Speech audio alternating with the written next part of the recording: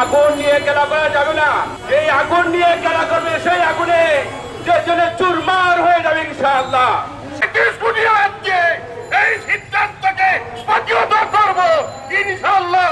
মুসলমানের দেশে নারী উন্নয়নের নামে কোনো নীতিমালার প্রয়োজন নেই। মুসলমানের দেশে কোরআন এবং হাদিসে মহিলাদের যে আইন করা রয়েছে তাই আমরা বাস্তবায়ন চাই।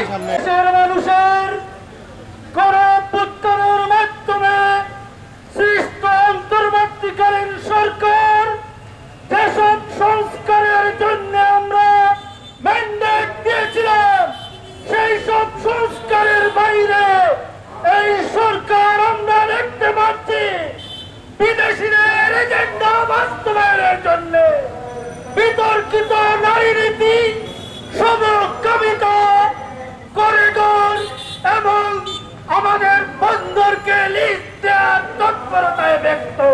নারী সংস্কার কমিশন কর্তৃক যে সুপারিশগুলো করা হয়েছে, আমরা দেখছি সেই সুপারিশমালার কোরআন এবং সুন্নাহর সাথে সাংঘর্ষিক, কোরআন এবং সুন্নাহর সাথে সাংঘর্ষিক যে ধারাগুলো হয়েছে তা অনতি বিলম্বে বাতিল করতে হবে। এসব দায়িত্ব আপনাদের নয়, এগুলো থেকে ফিরে এসে সত্যিকার সংস্কার করে জনগণের সরকারের হাতে ক্ষমতা দিয়ে আপনারা পরিত্রাণ পান। আজকের এই বিক্ষোভ সমাবেশ নাস্তিকদের চিন্তাধারা, নাস্তিকরা তত্ত্বাবধায়ক সরকারের সুযোগ নিয়ে কোরআন শরীফের সরাসরি বিরোধিতা করতেছে, সরাসরি কোরআন পাকের বিরোধিতা হইতেছে।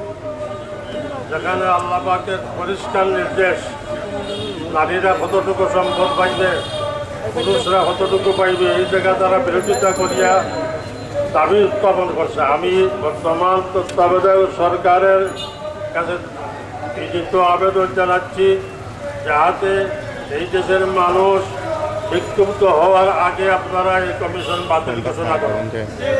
এই কমিশন বাতিল ঘোষণা করুন।